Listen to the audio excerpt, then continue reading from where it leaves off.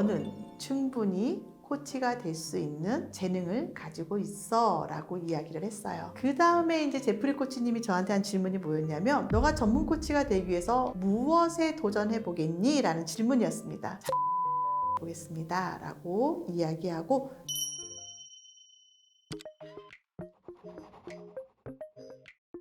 코치님 안녕하세요. 네, 안녕하세요. 오늘은 영상을 보시는 분들이 코치님이 정확히 어떤 일을 하고 어떤 마음으로 이 일을 하고 있는지를 모르시잖아요. 네, 그렇죠. 그래서 설명 간단하게 부탁드려도 될까요? 전문 코치로 활동을 하고 있고요. 국제코치연맹에서 프로코치로 PCC라고 하는 레벨을 가지고서 일을 하고 있고요. 한국코치협회의 KPC의 전문 코치로 이렇게 활동을 하고 있습니다. 비즈니스 현장에서 CEO분들이나 임원분들, 신입사원분들에게 코칭 교육, 대화법, 그런 개인적인 라이프나 업무적인 일에 대해서 코칭하면서 좀 더 성과적인 부분들을 낼 수 있을지, 또 커뮤니케이션 부분들을 어떻게 도와줄 수 있을지를 같이 이야기하면서 코칭하고 있는 일을 하고 있습니다. 비즈니스 현장에서 이 CEO분들의 임원분들 코칭해 주신다 했는데, 이분들은 이제 어찌 보면 좀 높은 위치에 계신 분들이잖아요. 근데 이런 분들도 코치가 좀 필요한가요? 와, 코치가 필요하죠. 무엇을 해야 한다라는 이야기를 하기보다는 그분들의 이미 안에 내재되어 있는 잠재력들을 꺼내는 질문들을 합니다. 정말 처리해야 되는 많은 일들이 있어요. 계속 생각만 하고 있으면 일 처리가 빠르게 안 됩니다. 어떻게 하면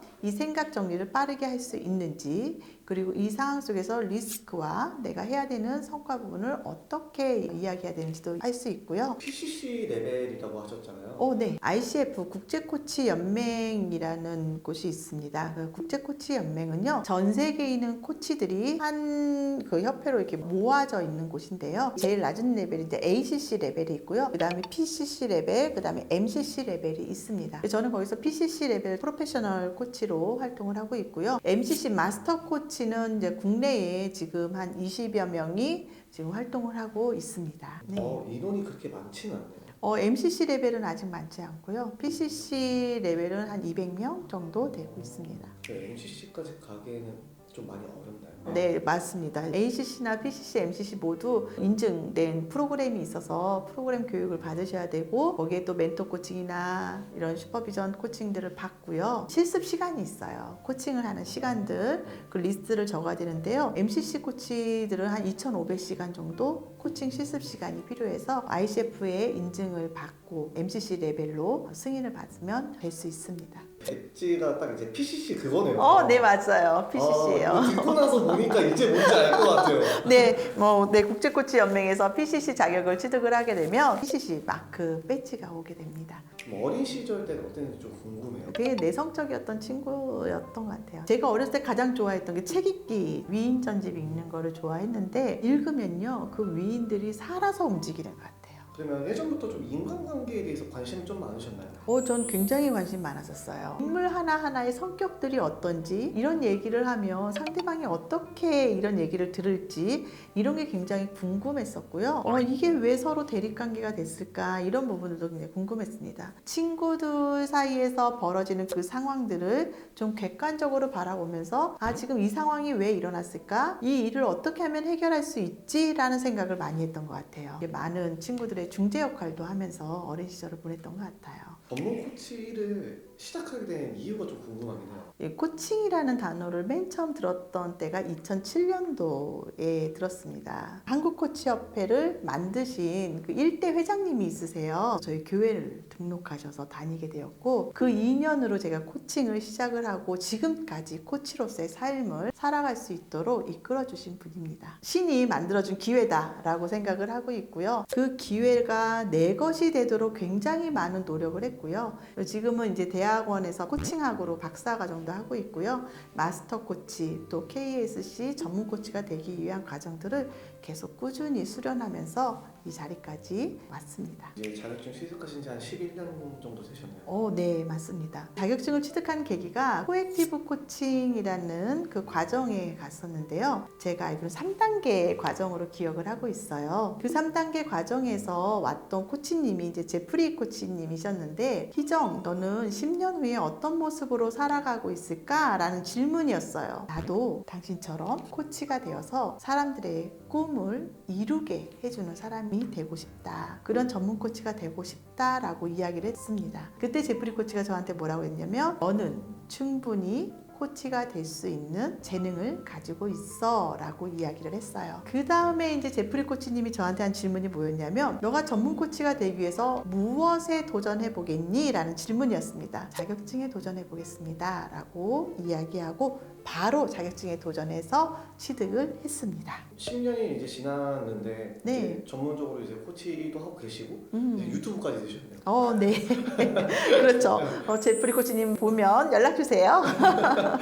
전문 코치를 처음 했었을 때 기분은 좀 어떠셨나요? 너무 떨리기도 하고요. 이 직업이 굉장히 숭고하다는 생각을 했어요. 그러면 이 문제가 어떻게 끝나면 좀 마음이 편해지시겠어요? 이 질문 하나만 던졌는데도 사람들이 한 번도 생각 안 해봤어요 라는 표현을 많이 하셨어요. 그분들의 문제가 해결되고 그분들이 원하는 모습들을 이루어 나가고 꿈을 찾아가는 걸 보면서 하나의 사명감처럼 생겼고요. 저에게 도움을 주고 싶다라고 하는 그런 간절한 마음이 보여서 더 코칭에 진심으로 할 수 있습니다 라는 말을 참 많이 하십니다. 그 직업 현실은 좀 어떤가요? 코칭을 우리 사회에서 많은 영역에서 필요로 한다 라고 좀 보면 될 것 같습니다. 많은 교육부나 또 다른 소상공인 이런 부분들에서 코칭을 많이 원하세요. 요즘 TV를 보시면 코칭이라는 단어가 심심치 않게 들리실 겁니다. 상담은 뭔가 부담이 되는데요. 코칭은 뭔가 받고 나면 에너지가 생기고 변화하고 싶다라고 하는 동기부여가 생겨서 저는 상담보다는 코칭을 더 받고 싶습니다 라고 해서 선택해서 오시는 분들이 훨씬 많아지셨어요. 제일 궁금한 게 어찌 보면은 사람과 중요한 게 요거잖아요. 네, 그렇죠. 하루에 스타벅스를 10번은 갈 수 있습니다. 아 진짜요? 괜찮네요. 네, 괜찮습니다. 코치님께서 이제 일하실 때 그 철학이 어떤 건지 좀 궁금하거든요. 모든 사람들에게 있어서요, 자기의 인생이 소중하지 않은 사람은 아무도 없습니다. 어떤 문제가 있거나 내 인생에 있어서 내가 도전해야 되는 부분들, 그 내 인생에 한 단계 업그레이드 하고 싶다라는 이 부분들이 모두의 마음속에 다 있다는 거예요. 그런 부분들을 정말 코치가 대화를 통해서 질문을 통해서 아직 개발되지 못한 잠재력들을 찾아서 그 삶을 좀 더 가치 있게 그들이 원하는 삶을 살아갈 수 있도록 도와주어야 한다는 생각을 가지고 있습니다. 어떤 분들이 좀 기억에 남으신가요? 고등학교 친구가 있어요. 너무 어렵고 힘들고 이런 상황 속에서 저를 찾아왔었어요. 코치님과 대화를 하고 나면 절망스러웠던 제 상황이 뭔가 희망적인 상황으로 바뀌는 것 같아요 라고 이야기를 하는 거예요. 우울했던 상황들을 다시 재해석하게 되었고요. 부모님들에게 감사하게 되었고 그리고 부모님들도 또 저에게 코칭을 받으면서 가족이 서로 화해하고 지금은 너무 잘 지내고 있습니다. 코칭을 하러 갔는데 왜 이렇게 어린애가 왔어? 이런 반응이었어요. 어떤 질문을 해도 너가 뭘 알아? 이렇게 얘기를 하시는 거예요. 다음 회차에 저분을 만날 때는 정말 이제는 어린 사람이 아니라 코치로서의 모습을 보일 거야 라고 하면서 일주일 동안 열심히 준비를 했던 상황이 있었어요. 그 다음 주에 만나러 갔는데 부장님이 저한테 이렇게 말씀하시는 거예요. 뭔가 지난주랑 달라졌어요. 당신의 분위기, 당신이 말하는 거, 행동하는 게 좀 달라졌습니다 라고 이야기를 해서요. 지난 시간에 코칭하면서 느꼈던 부분들을 이야기를 했어요. 나는 그런 뜻으로 얘기한 게 아니었는데 그랬냐. 정말 오늘 너무 달라져서 깜짝 놀랐다. 이러면서 그분이 저한테 이제 나중에는 코치로서 그 가는 길을 응원하겠다 하면서 작은 선물도 이렇게 해주셨거든요. 그 상황들이 참 기억에 많이 남습니다. 일과가 어떻게 되는지 좀 궁금해요. 고객들에게 좀 맞춰져 있습니다. 그래서 비즈니스 현장을 가는 그런 시간들은 저는 이제 전날부터 비워놓고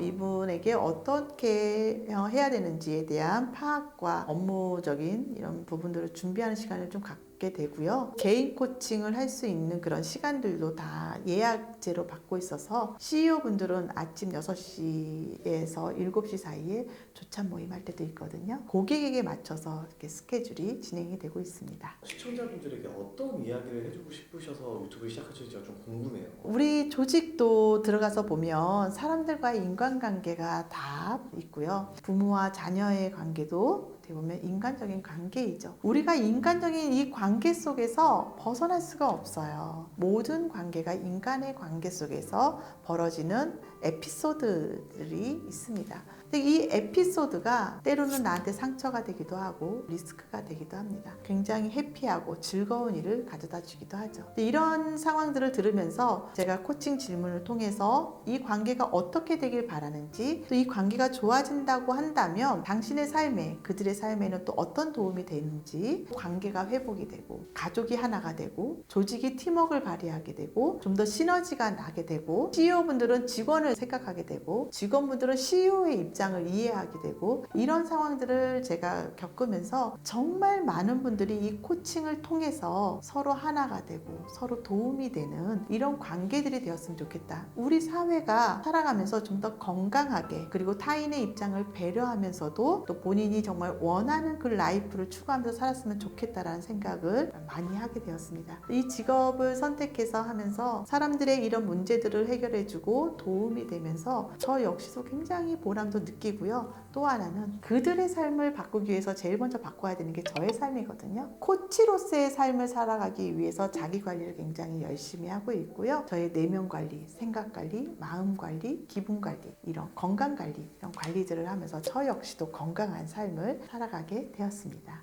영상 지금까지 이렇게 잘 시청해 주셔서 너무 감사하고요. 궁금하신 점이 있다면 댓글로 여러분들께 적어주시고, 코치로서의 삶, 그리고 코치가 되는 방법들, 코치는 어떤 걸 해야 되는지, 더 희정 코치에 대해서 궁금한 점들이 있다면 여러분들 꼭 댓글로 달아주시면 답글 달아드리겠습니다. 네, 감사합니다.